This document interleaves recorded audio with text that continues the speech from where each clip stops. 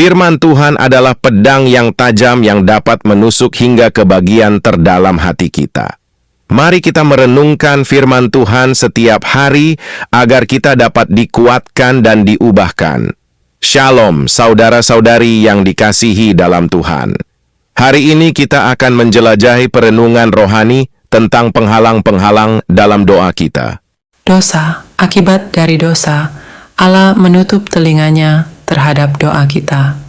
Ini bukan karena Dia tidak lagi mengasihi kita, tetapi karena dosa menyebabkan ketidaksesuaian dengan kehendak dan kekudusannya.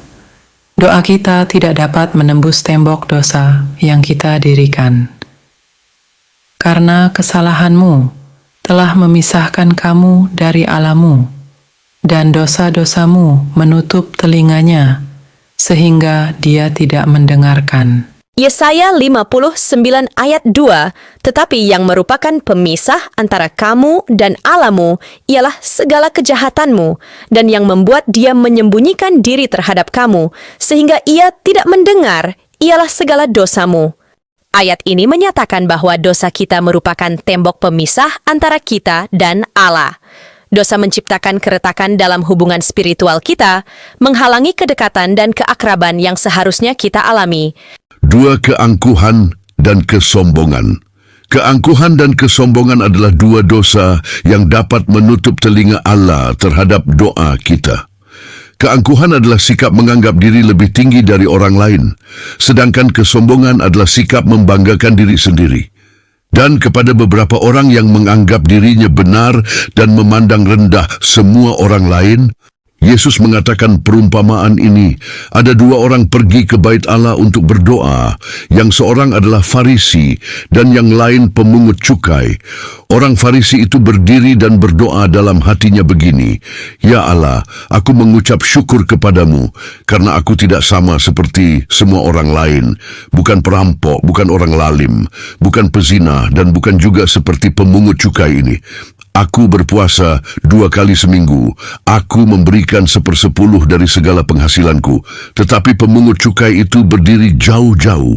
Bahkan ia tidak berani menengadah ke langit, melainkan ia memukul diri dan berkata, 'Ya Allah, kasihanilah aku orang berdosa ini. Aku berkata kepadamu, orang ini pulang ke rumahnya sebagai orang yang dibenarkan Allah dan orang lain itu tidak. Sebab barang siapa meninggikan diri, ia akan direndahkan, dan barang siapa merendahkan diri, ia akan ditinggikan.'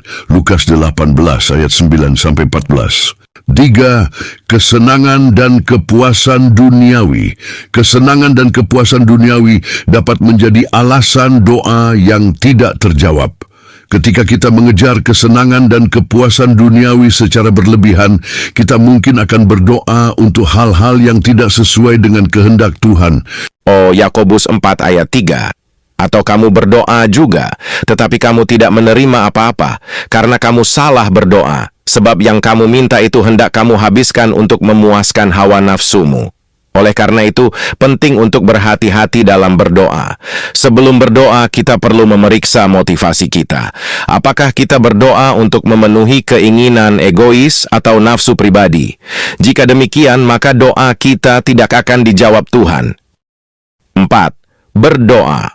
Seperti orang munafik. Sikap munafik yang hanya berdoa di tempat-tempat umum untuk mendapatkan perhatian manusia, bukan untuk menghadap Tuhan dengan tulus.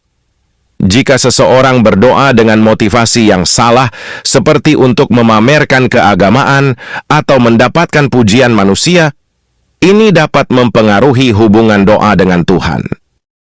Matius 6 ayat 5-6. Dan apabila kamu berdoa, janganlah berdoa seperti orang munafik. Mereka suka mengucapkan doanya dengan berdiri dalam rumah-rumah ibadat dan pada tikungan-tikungan jalan raya, supaya mereka dilihat orang. Aku berkata kepadamu, sesungguhnya mereka sudah mendapat upahnya. Tetapi jika engkau berdoa, masuklah ke dalam kamarmu, tutuplah pintu, dan berdoalah kepada Bapamu yang ada di tempat tersembunyi. Maka Bapamu yang melihat yang tersembunyi akan membalasnya kepadamu. Ayat ini mengajarkan tentang cara yang benar dalam berdoa dan memperingatkan terhadap kecenderungan munafik yang hanya berdoa untuk dilihat oleh orang lain. Doa seperti ini tidak dijawab oleh Tuhan. Itulah penghalang-penghalang doa yang tidak dijawab oleh Tuhan. Terima kasih sudah menonton video ini. Jangan lupa like dan subscribe. Tuhan Yesus memberkati kita semua. Amin.